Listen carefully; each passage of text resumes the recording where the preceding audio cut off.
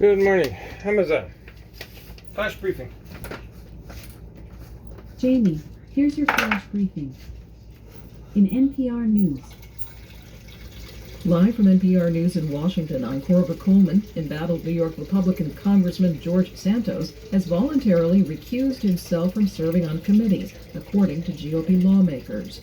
As NPR's Barbara Sprunt reports, this comes in the wake of outcry over various fabrications Santos made about his personal and professional biography. Multiple Republican lawmakers confirmed that Santos told colleagues he was voluntarily stepping aside from his committee assignments. This happened during the GOP's weekly closed-door conference meeting. Georgia Republican Marjorie Taylor Greene said Santos felt there was too much drama surrounding him. Mr. Santos' statement in there was just saying that he spoke with Speaker McCarthy and made this decision on his own. Santos has come under fire for deceiving voters with an extensively fabricated biography, including false claims about his work and family history and questions over the source of money Santos claimed to loan his campaign. Barbara Sprunt, NPR News, the Capitol. President Biden travels to New York City today to again highlight a rail infrastructure project. It's linked to the new bipartisan infrastructure law.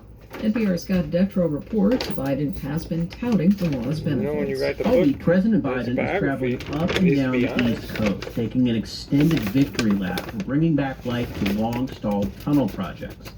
It's part of his strategy of highlighting the real-world impact of major laws, knowing in a divided Congress, more big legislative wins may be in short supply. Today, it's New York, where the 2021 infrastructure law will help build a new tunnel under the Hudson River. Still, the victory lap may be premature in a sense. Construction will take years, possibly a decade.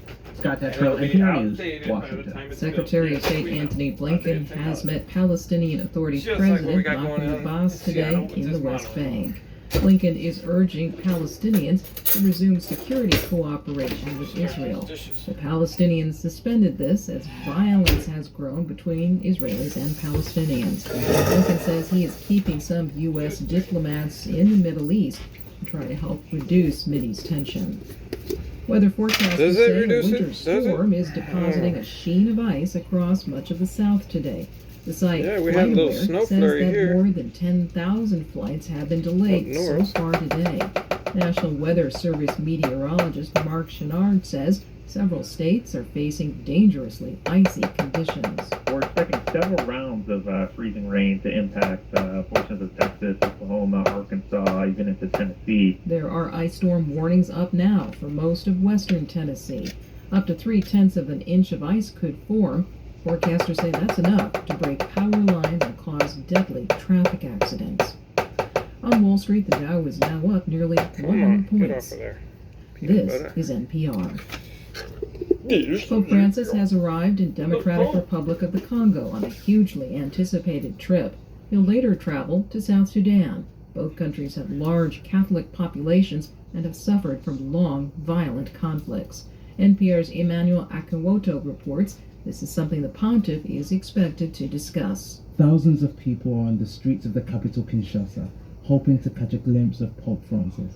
It's the first papal visit since 1985 to a country where almost half of its 95 million people are Catholics.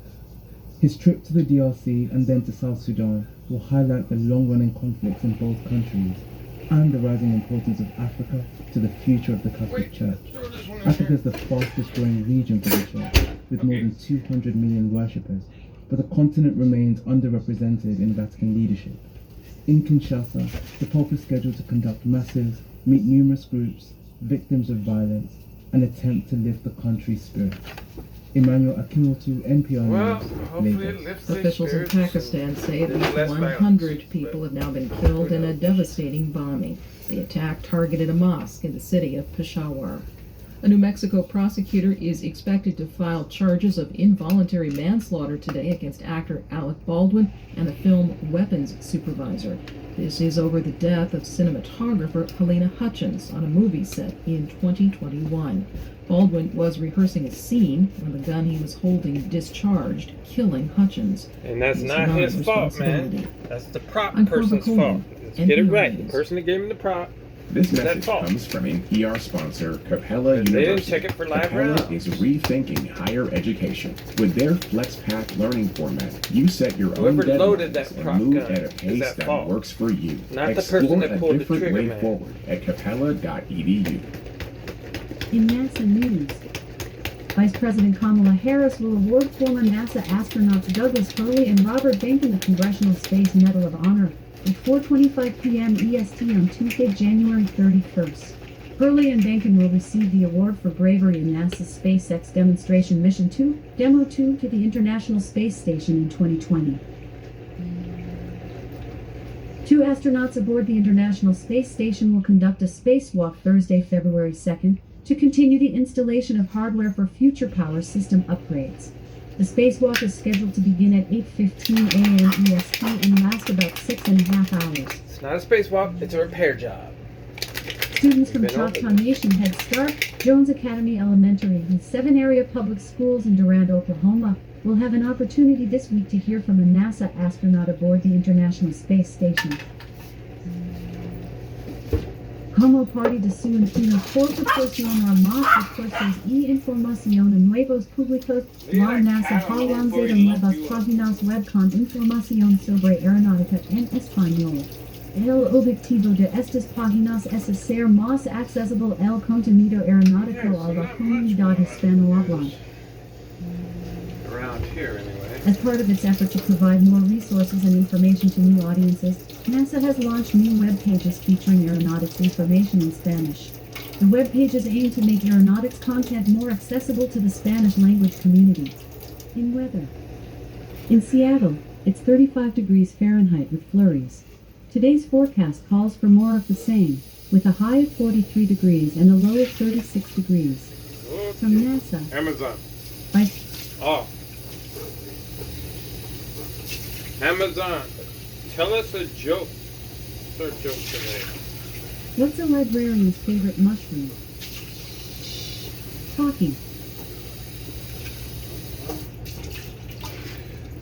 Okay, shiitake mushrooms for the librarians. All right. Have a great day, everyone. Hope your week is going well.